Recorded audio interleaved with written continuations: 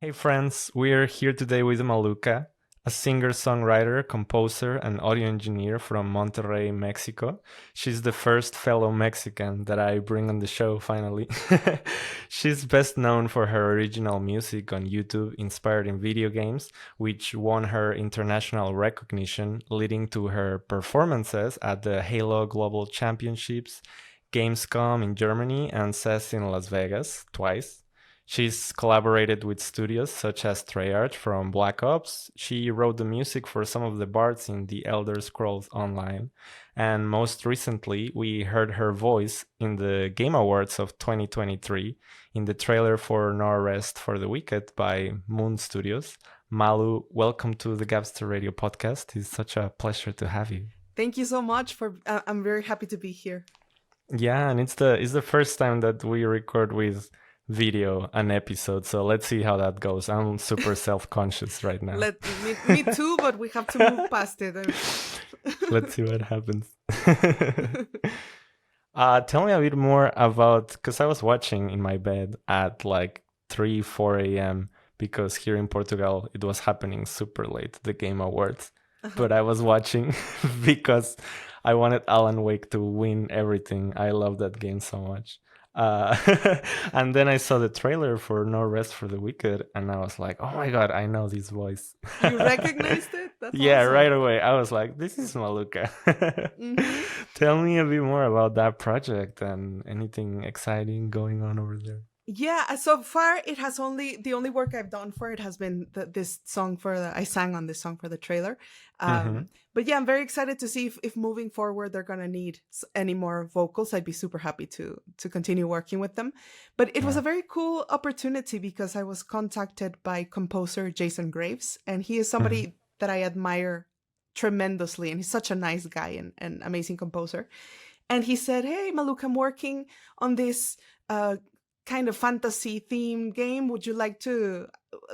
They want to record some demos. Would you like to record?" I was like, "Sure." Yeah. And so I recorded the demo of the song that he sent me, and when he presented the demo to the company, they started thinking like, what if we use the song for the reveal, because they had been Mm-hmm. working on this game I think for about 5 years Yeah. without telling anybody, and so they're going to Okay. reveal it at the Game Awards, and so they were looking for options on how to best present the work Mm-hmm. that they had been doing.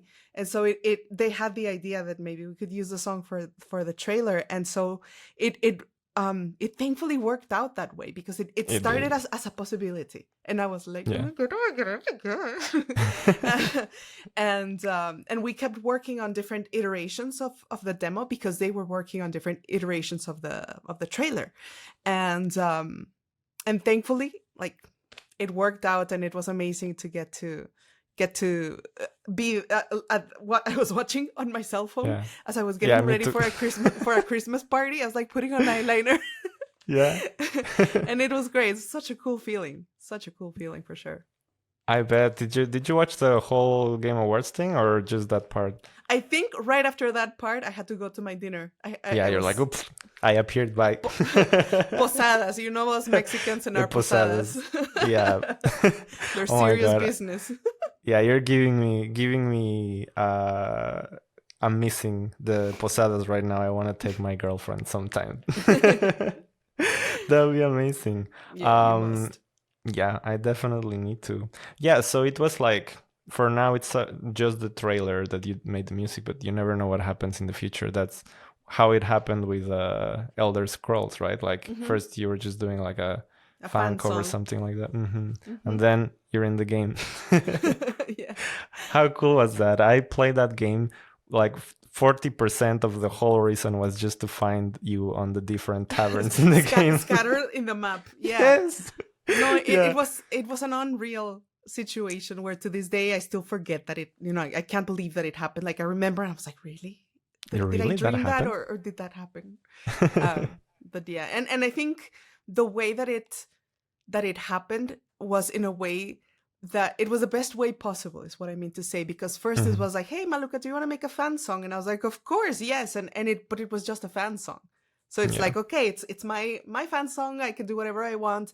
And then it ended up turning out very nice, and they liked it, and they ended up using it in the end credits. I didn't know they were going to do that until the game was out. I was like, oh wow. But after the I guess in a way, after they tested how good of a composer I was, and lyric writer, etc., they asked if I'd be interested in collaborating on the Bard song music. They had the lyrics, but they needed Yeah. music and the performance. And Okay. so by then, so it was like a kind of easing into it, because if they had just called out of the blue, like, Malukah, do you want, I'd be like, I don't know if I can. So it was a nice transition to start with a fan, zero importance kind of a thing, and then Yeah. build up into a real job, so to speak. Yeah, step by step. You say yes, and then you never know where that yes is going to lead you, right? Yeah. Do you know anything about Skywind? It's the remake. They're making a remake for Morrowind, which is one of the first-ish games from the Elder Scrolls. But And it's it's a mod, fan right? made. It's a mod, yeah. It's fan made. Yep. I know of it. They're- I haven't seen it, but I know that they have recorded some music for it. Yes, I joined as a voice actor for that, as a Khajiit. That's cool. So I'm hopefully gonna experience what you experienced a little bit once is so it's cool. released. If it's ever released, it's one of those things taking forever. Yeah, and it's the coolest thing, because I remember when I posted Dragonborn, I think it took 24 hours before somebody put the song in a mod in the game. And so they posted a video of the song in the game. I was like, oh yeah, I'm in Skyrim. I felt Just 24 hours and they put it. it was amazing, but it felt so legit to see like the smoke and the credits and everything, and to have the song there. It felt almost real. I felt like it had actually happened. So it's a cool thing, and I'm sure that once you hear yourself in the mod, you're gonna love it. Super fun. For sure. I know that one of your favorite things, well, if not your favorite thing ever, is like music combined with like filmmaking, the element of visuals, right? Yeah. Do you have any like favorite video game soundtrack? Like maybe your number one or top three, perhaps? I think, let me think about this for a second, because yes, I do. Everyone asks you like your favorite games, but not your favorite soundtrack. Not the soundtrack. Well, I think that definitely the Skyrim soundtrack in general is just beautiful. And I remember going on super long walks in the park and just having the soundtrack. It was like raising my ordinary life to an epic level, just exactly. with the music, because it is so fitting. You feel like you're climbing the mountains. Exactly. But I also really enjoy, for example, the game Journey by the soundtrack by composer Austin Wintory. It's the game. I'm getting goosebumps remembering what the music made me feel, especially in one of the last scenes before the game ends, that you're kind of flying a lot. Holy cow, that whole soundtrack, it's insane. I've always admired Austin, because if you take a look at all of the games that he has scored, there are some games that are just so different from each other. That's the soundtrack, like the overall quality, the sound, the instrumentation. And yet I told him that it sounds like he's been working with those textures for years. He sounds like so knowledgeable and so perfect for the things that he creates. I also really love his Apsu score, the underwater game. And what else do I I'm trying to think. Yeah, Journey is like, it's very praised for its music. It won awards, I think, right? Yeah, nominated for a Grammy as well. Yeah, it's that kind of game where it's like the music really brings it up. Yep. For sure. Inspired No Man's Sky, I think. Oh, really? Yeah, like the developers of No Man's Sky are like, oh yeah, we got a little bit inspired in Journey. That's cool. I think so, yeah. For me, I love Halo soundtrack. Of course, especially Halo 3. Never forget the piano. Jeez, oof. Yeah, it's really special. I don't know if this would happen to you, but that you would leave the game in like the lobby and the matchmaking thing, or the campaign in the main screen, just playing and oh my goodness, just absolutely lovely. Just blasting the music. I was talking to a friend recently and I realized that although Halo 4 for me is what inspired me to write Frozen Sleep, a fan song about the Halo games, I actually use the music from Halo 3 mostly, and the main theme from from forever. But the piano stuff and because it's just so beautiful. Yeah, I now feel that you mention it, it feels more like Halo 3, that song. Mhm. Yeah. Yeah. Yeah. On Halo 4, like it's like, I think it's when they fired Martin O'Donnell or something, right? Like it's not the same feeling at all. I think. Yeah, I think that's when they separated 343 Halo. Mhm. I don't Yeah, remember the 343 specifics, Industries. but yeah, it was a different composer. Yep, That's why it yep. felt different. Not the same. Not the same. How about like, because filmmaking wise, like maybe in movies, do you have like a movie that you think the soundtrack is just unbelievable work of art?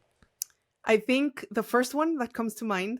Again, this is a multi-option answer, but the for sure. first that I'm very attached to is the Jurassic Park soundtrack because it has some beautiful melodic and very moving pieces, and then it has some really rhythmic and very like percussive and really adventurous sounding music, and I absolutely love that. It's one of the soundtracks that I have most listened to just on its own as I'm walking or working on stuff when I can listen to music, and it's beautiful the whole way, interesting and beautiful.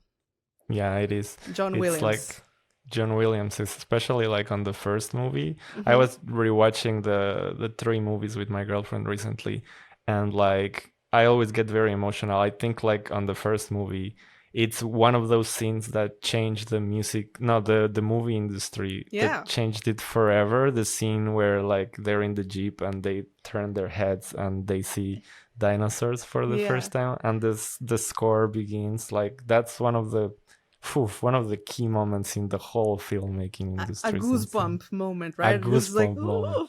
Yep. The son of a bitch did it. It's really cool moment, yeah. Definitely.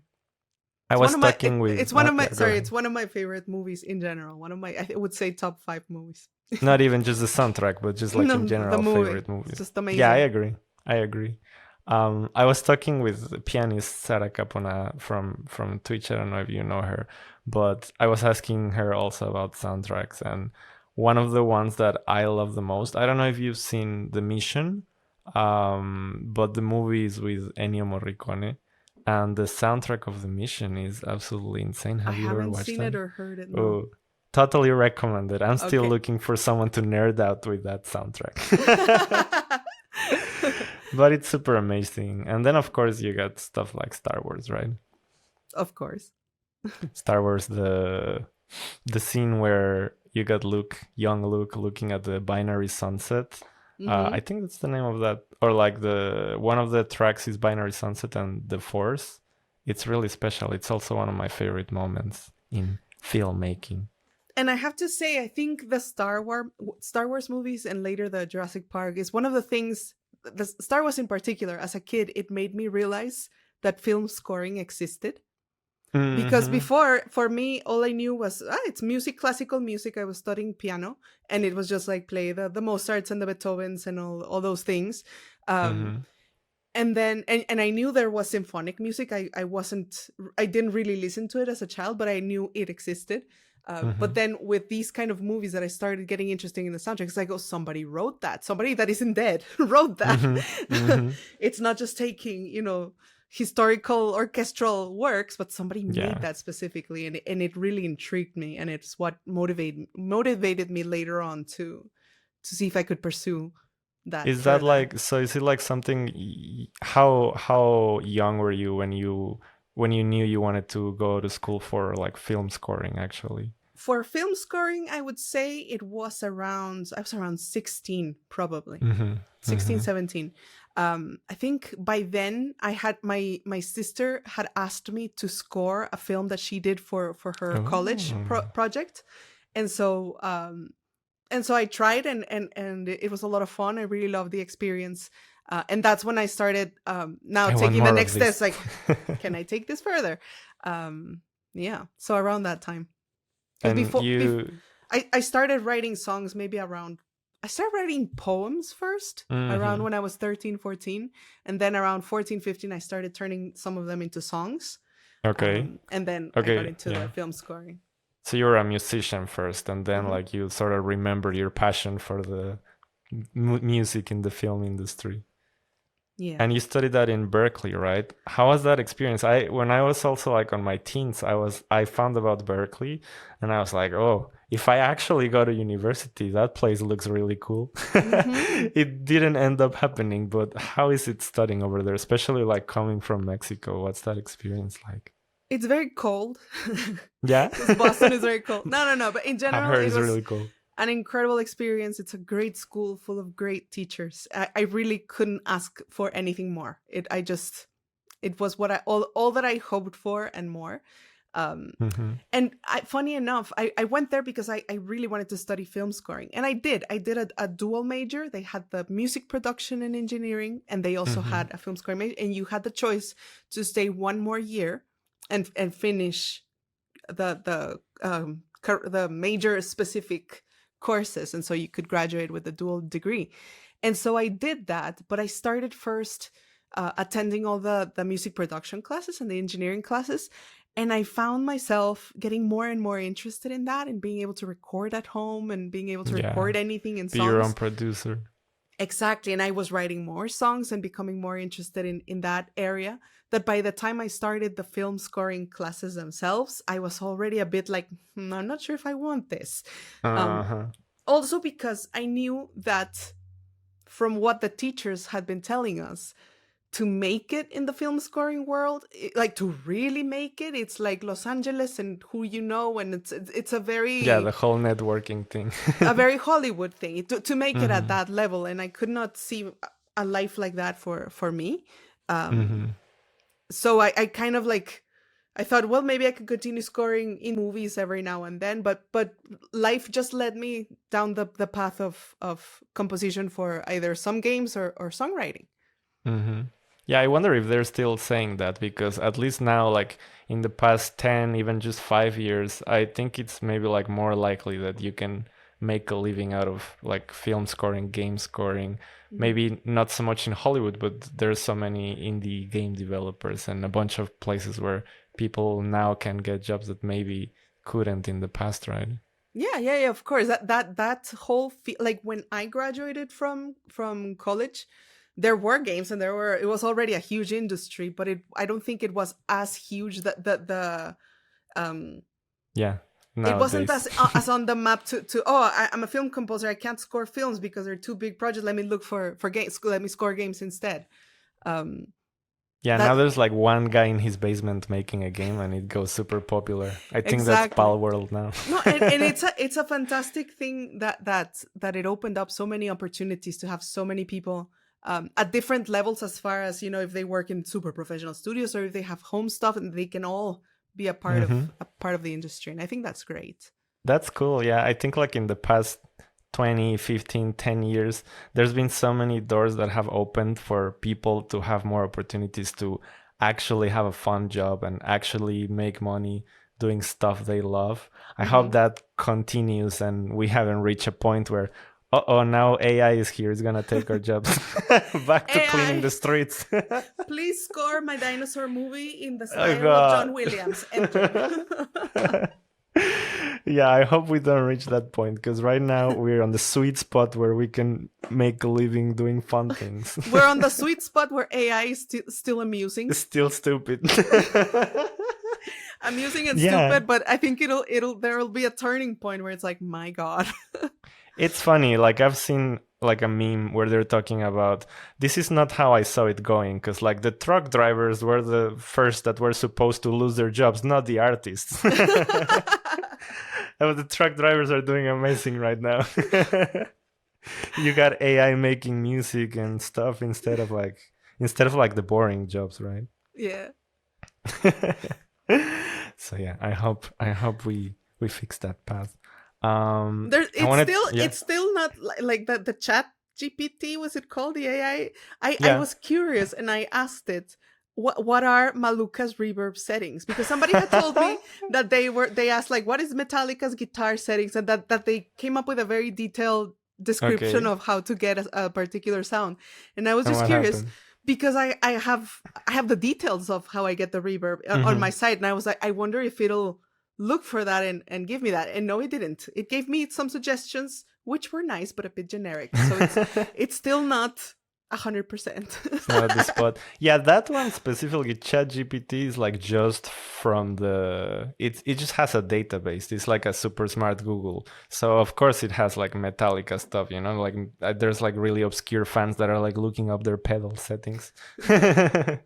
But yeah, one day it's gonna be smart enough to be like, let me analyze Lucas. Boop, boop, boop, boop, boop, boop, boop. Give you all the settings.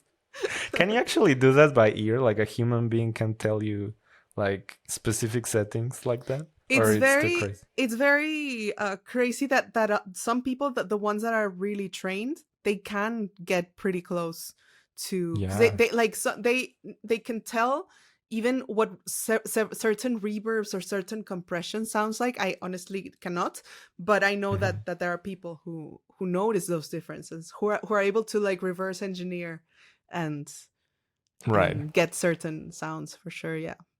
That makes me think like sometimes we think something is impossible until someone else does it, and then suddenly everyone starts doing it. Like it happens a lot in sports. So maybe with AI, we can also reach a point where we see it doing stuff and we're like, let me try. And maybe we're going to figure out a bunch of skills that we thought we couldn't do before, but now we can. Exactly. That is true. That you're very right. That we think that something is impossible, and then one person does it, and all of a sudden everybody can do it. Exactly. No one can run 1,000 kilometers in this much time. Blah blah blah. And then someone does it. It's like, just buy these shoes, and then everybody buys the shoes. Yeah. The fashion industry. I wanted to talk, Malu, a bit about the motherhood experience and just parenthood in general, because I'm at that spot when none of my friends have yet gotten kids. So you're gonna be my test bunny for all my questions. Do you have children yourself? No, not yet, but I definitely would like in the future. Okay, cool. That's good. Yeah, tell me a bit about that. And I also wanted to know, like, is your kid into music at all? Is he musical? My kid, when I sing, he's like, no, silencio. On some days he allows me to sing, but most days he does not. I remember I played him a video he was already like 2.5, and I played him a video of the Dragonborn Comes. I was like, this is my one-hit wonder. He has to like it. One-hit wonder. And he watched like 20 seconds of it. He's like, no, pon Paw Patrol. Oh my God. But he likes music in the sense that he loves, for example, the theme show songs. He loves the music class in his little school. He does like it, but I don't think I've seen the typical musical inclination that some children have. Saying, my kid is going to be a musician. I have no idea. Right. But maybe it also has to do like with age, right? At least like how you say, like he doesn't want to listen to your stuff, or he doesn't seem interested. Like it's probably gonna come a time when he realizes, wait a minute, my mom's kind of a rock star. This is kind of cool.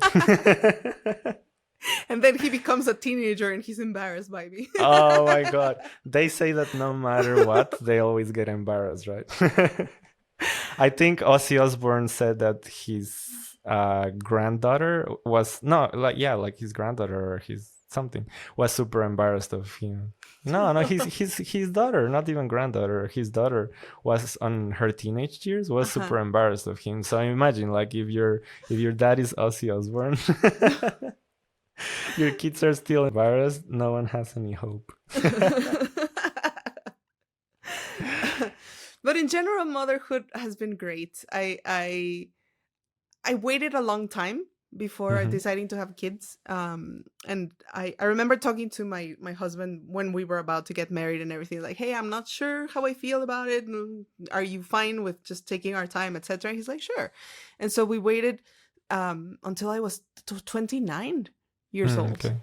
So that's pretty, like, it's getting up. I mean, you can still have children beyond that. I'm not 29, I'm sorry. When I was 39. Ah, okay. Getting up there, yeah. So I did have a good chance to enjoy life as a as a kidless woman, I guess. For sure. And then so at 39, I thankfully was able to get pregnant. I really enjoyed pregnancy, even though it was COVID and we couldn't go anywhere. Oh, it was in COVID. That's true. I remember now. Yeah. I remember that I found out I was pregnant, and then that on a Saturday, I think, and the next Thursday, lockdown started. So it's the whole, nobody saw me pregnant. It was the most frustrating thing. You couldn't celebrate. No, and because especially I'd been taking care of my health and my weight, because in order to have the best pregnancy, I needed to lose weight, etc.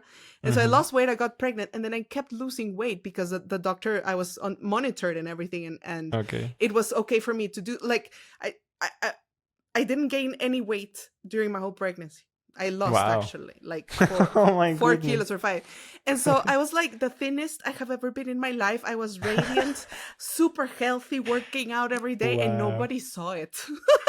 Talking about breaking stereotypes. But nobody saw it. Nobody saw it. So you can just not believe me, and I know, I believe you. Lying. Oh my God, and especially like how Mexicans are, like we want to celebrate and like, oh mom, look, but you couldn't. I did. My friends ended up organizing a baby shower through Zoom. Okay. It was so nice, and they actually, without me realizing it, it was a surprise. They stopped by. One of my friends stopped by with the gifts that they had sent, and my husband snuck them into my office. And so when we started the Zoom meeting, they're like, "Oh, look for your gifts," and I'm like, "Ah!" So it's a very nice moment, but still, Zoom, come on. Yeah.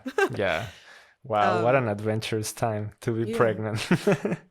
But motherhood in general, it just surprised me how much I love it. It's challenging for sure, but oh my goodness, it is amazing. It's the kind of thing that, from what I hear, like it just gets better when you experience it. Yeah. You I don't know if I kept thinking of when you play games and you open up a map and areas are blurred because you haven't discovered them. I feel them. that the life of maps starts clearing up, and you see like, holy crap, because I had never known that kind of fear, that you're worried about somebody and if you're taking care of somebody properly. And I'd never known that level of stress and that level of tiredness. Because I used to think, oh, I'm a night owl, I can handle it. I always go to sleep very late. I can function on 3-4 hours of sleep. I'll be fine. No. It's different, because you have the this kind of fear that is beyond any level you've ever known. And so it is like, the beginning of it was quite a shock. Wow. But for sure, what everybody says is true. Once it passes, a few months go by, then you forget that, and you're like, "Oh, motherhood is the best." I just remember, because I have some pictures of myself like crying, going on walks with the baby, like, oh my God, like, this is so difficult. I am so tired. But it passed, and now I super adore my son. He's the best. He's so funny. Yeah, I think you just gave the best like explanation for gamer girls out there, how it is motherhood with your metaphor of the maps in the video games. I'm playing Elden Ring now with my girlfriend, so it's exactly like that. Like parts of the map are blurred out and then they open. So I understand the reference perfectly. and you think you have your stuff together because you're mature and you're knowledgeable and you know your area so well, and then it's like, oh, holy crap, no, you know holy nothing. Crap, no. I bet. But it's great. Yeah, I bet. It's worth it, I promise. No, I'm kidding. Yeah, I believe you. And you reminded me right now of my mom, because of what you said about your kid saying, no, mama, cállate. When I was literally like 3-4 years old, my mom would be singing, like she had me on her arms on my birthday, singing happy birthday and songs. And I was like, no cantes. She always bullies me with that story. Like, no cantes.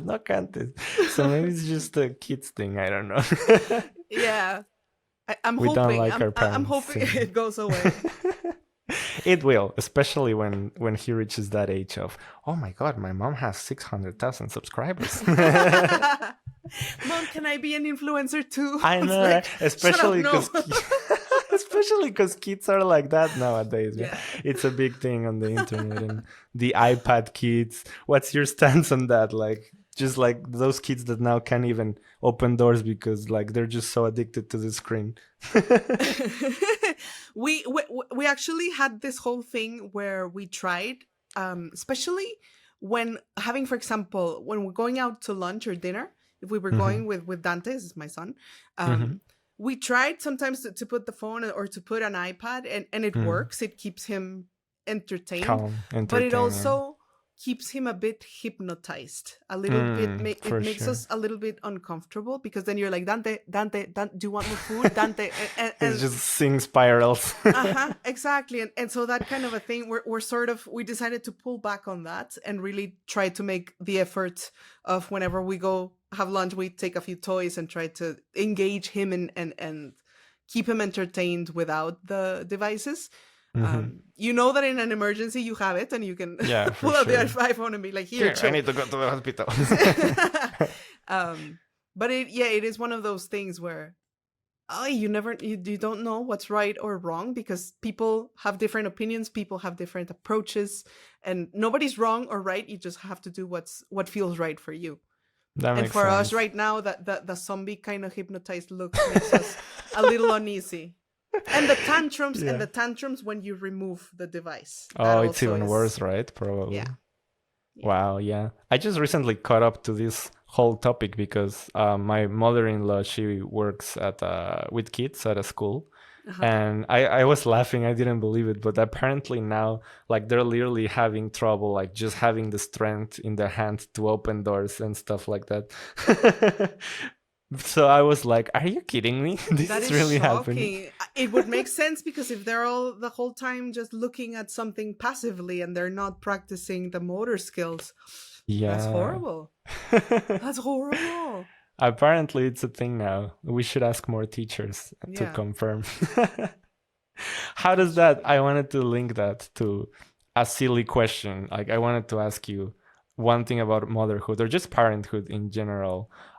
Is it true that maybe you become like a little bit more conservative thinking in some areas? Like, because for example, like as a millennial, I grew up with a lot of liberal mentality, like, oh yeah, well, everything's fine as long as it's not hurting other people, etc. But they say that once you become a mom or a dad, like, you start seeing other doors that you're like a little bit more uncomfortable about. Like, what now you want to let kids in the bathroom with girls and stuff like that? Is it true that maybe you open your you definitely become more aware, and definitely you have to do again what is right for your family and what you're comfortable with and what you feel is the right thing to do for you. Like you said with the map, it's like maybe it opens different things that you didn't think about before, like oh, it doesn't hurt anyone, but then you're like, wait a minute, I have a kid to protect. But then you also want to make sure that you create somebody that is open and respectful, and you know what I mean. I wouldn't want to for Dante to grow up to be a hateful or judging for sure that thing. So it's finding the balance, right? And I wish I could tell you how it works, but I don't, because that area is gray on the map for me right now, because all the chatter right now is Paw Patrol and Spidey and his amazing friends. So we're not in those topics with Dante yet, but it's, you haven't opened that map yet. I've heard my friends who have most of my friends had kids way before me, because I waited a long time, and so I've heard the conversations that they have, and I am my goodness. It gets interesting, especially in our times. But yeah, let's see what happens when you unlock that part of the map. Exactly. I wanted to take advantage of having you here to talk a bit about Mexican things, because I never have any Mexicans on my show yet. I know, like, especially one of the things you love about being Mexican is the food, right? Like, what's some of your favorite Mexican food? And I'm taking notes because my girlfriend, when I took her to Mexico, she didn't like some of the things that I had her try. Oh, and you say you're in Portugal right now? I'm in Portugal right now. My family's in Mexico City. That's where I've lived most of the time. I grew up in Cancun, though, Isla Mujeres. Oh, nice. Yeah. Beautiful, yeah. Yeah, my dad was a scuba dive Oh, instructor, so really? we had to move there. So Mexican food. This is a very Yeah. serious topic. I think with tacos, you can't Hmm. go wrong. You can't And go your wrong. your girlfriend was not impressed by tacos? One of the few things that she liked was tacos, actually, Yeah. especially like al pastor. We went with Mm, my friends, and she she exactly. she enjoyed that. Yeah. Yeah, because then you get, with the flour tortillas and then the Hmm. cheese and the Hmm. aguacate, and it's like heaven. Yeah. So yeah, I really like tacos. My favorite thing to eat though is milanesa de pollo empanizada Oh, or I'm milanesa de same. res. I think it's Wow. skirt Okay. Yeah. steak in English, thin steak, and then it's breaded and it's Yeah, I'm always delicious. looking for the word. I think it's breaded, right? Like Hmm. the empanizada that they Empanizada. put bread on top of it. Oh my Yeah. God. For Heck yes, Malu. for as long as I can remember, every time that I went to a restaurant with my parents as a kid and right now as an adult, Yeah. milanesa empanizada de pollo o de Same. res. Yeah.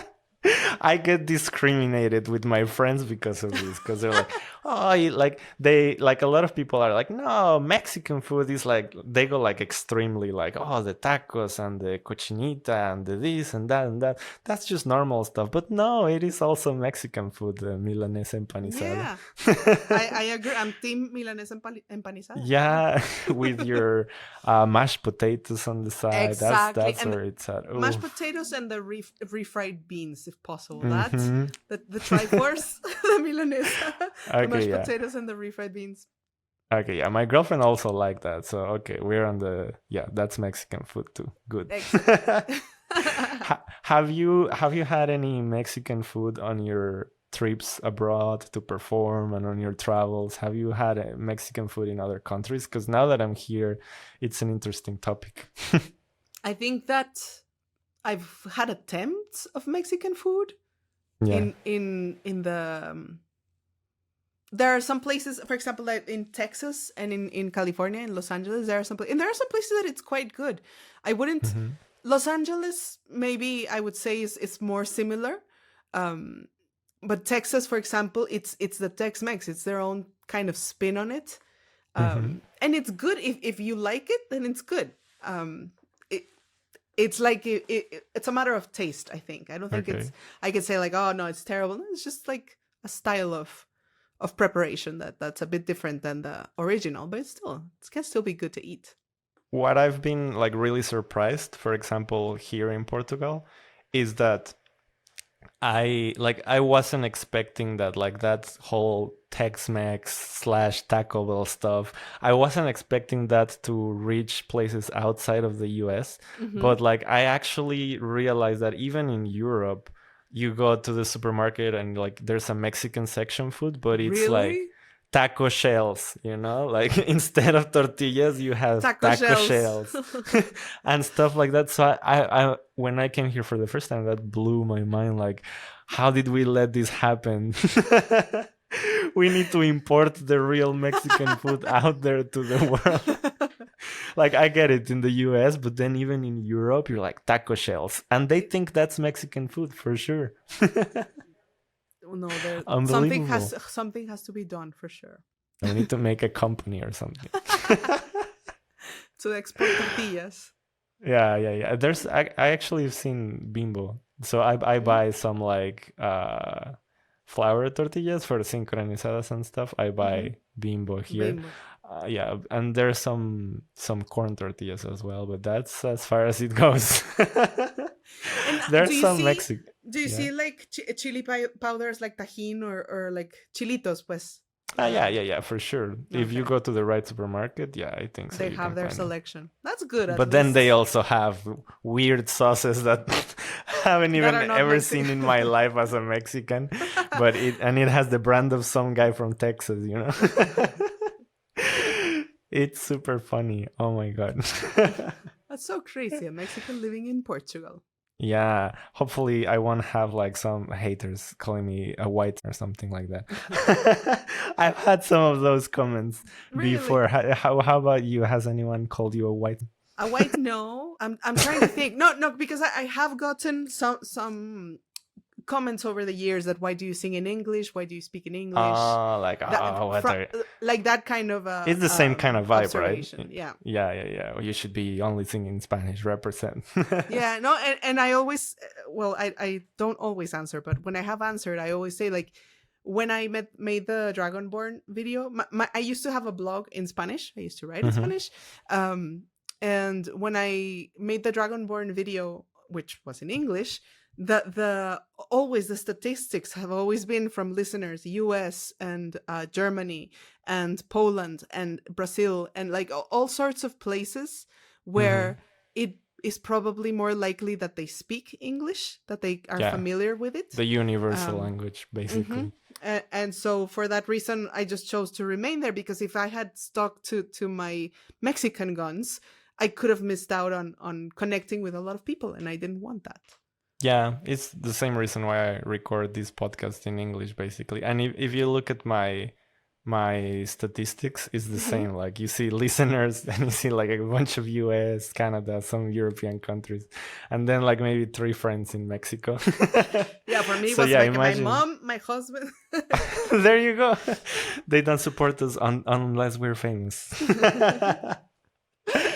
No, but it happens. It's good to like keep your options broad so that you can even better represent the country. That's why I don't like that whole white thing, because like imagine I could play the other side of the card, you know, because I love like being in other countries and like breaking stereotypes, and I love when people are like, oh my god, really, you're Mexican, oh but you speak English so well and this other language so well, and I'm like, yeah, we like, some of us are super cool, you know, there's a lot of type of Mexicans.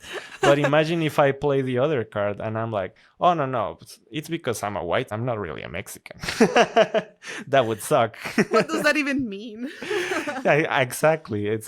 So yeah, not very. I don't think we should use that. We're all Mexicans. How's Monterrey? Because that's one of the places where I haven't visited. I haven't had the chance, I think. Monterrey right now, it has grown so much population-wise and construction-wise over the last 15, 20 years. From what I remember back in the day, it's a very different place. Okay. And currently, very polluted place. The air quality is consistently bad. I'm wondering, because you said you were from Mexico City, right? Yeah. You know how in Mexico City they have the decree where some cars are allowed to circulate on several days. Yeah, some days and some others. License plate numbers, like odd numbers, even numbers. I don't know how it works. I'm curious if they're going to start doing that here, because it has gotten ridiculous. Yeah, if it has grown to that point where it's getting very polluted, they probably should. Yeah, no, because just recently, like I think a couple of weeks ago, they actually had to cancel outdoor activities because the air quality was so bad. So yeah, that kind of a thing. But the city itself, it's great. There's all sorts of different, kinds of people and kinds of jobs, and it's a very interesting place. We're very close to the border with Texas, so about a 2-hour drive. Well, now with traffic, it's a 3-hour drive. Of course. So it's in a way a bit Americanized, I guess. As far as also the kinds of stores that we have. Okay. We have like the Cheesecake Factory, Bed Bath and Beyond. The only thing we're missing, we don't have Taco Bell. I don't think we do. Good. The only thing we're missing is a Target. Oh my god! Yeah, that would be I would love to have Target here. But we do have like H&M and Forever 21 and all sorts of really like typical stores of the US and they're now here. And so it's crazy, because before, years and years ago, we used to have to drive the 2 hours across the border to go shopping at all these places, and now we have them here. Yeah, interesting. I definitely have some friends in the US that actually, like, before they met me, they said that their only Mexican friends were from Monterrey. So there's definitely that more connection because of the border, probably. Yeah. Yeah.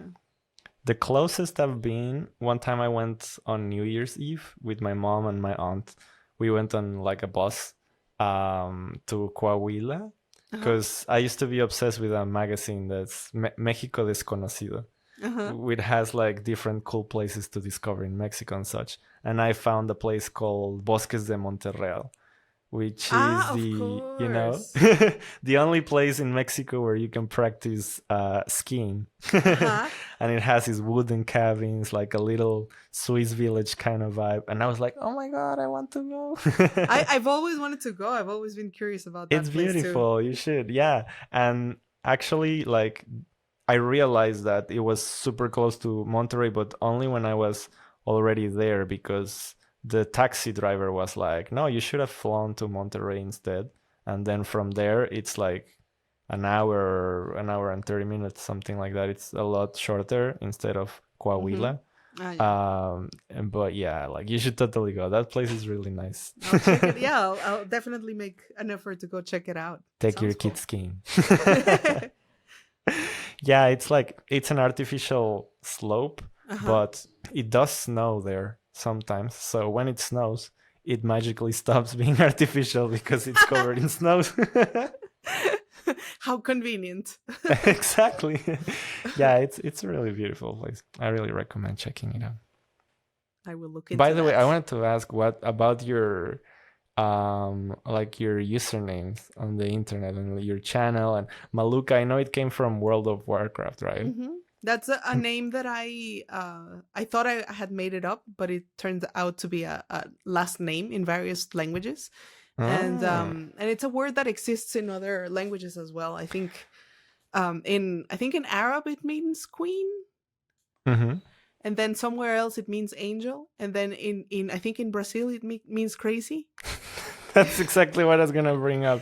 Yeah. Because here in Portugal, I'm reminded a lot of times of your name. Yeah, it's without the H, of course, but Maluka, it's loco, crazy. Yeah.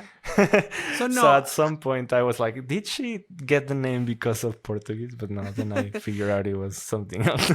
No, it wasn't intentional. And it was funny to later find that it was like a common thing in other countries.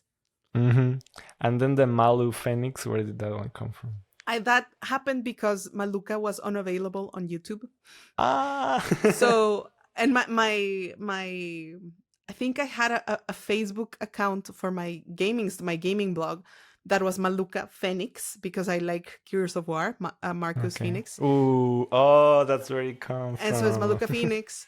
And then when I went to in Facebook, I also tried to get the Maluka, and it's also taken. And so I'm Maluka 7 on Facebook. Oh my God. So I went to YouTube. I couldn't register as Maluka, so I thought, well, Malu Phoenix. Maluka Phoenix seemed too long, and so I just put Malu Phoenix. Malu Phoenix. So it came from Gears of War. From Gears of War, yeah.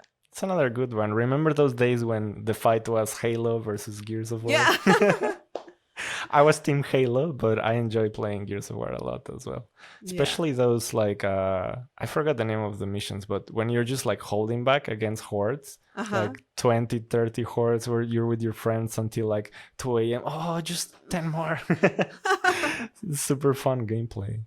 And that's another example of like music placed very well. I remember forever the trailer, I think it was of Gears of War 3.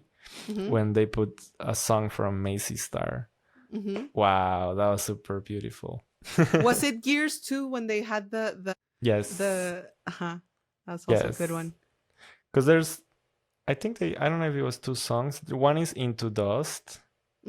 I think that's the one they use, Into Dust, and then Macy Star has another really famous song, but I don't remember. But yeah, I think it was Into Dust because of the whole thing in Gears of War where people get frozen and turn into dust because of the weapons the aliens are using or something like that. That was a beautiful placement of Macy Star, I think. I think so too.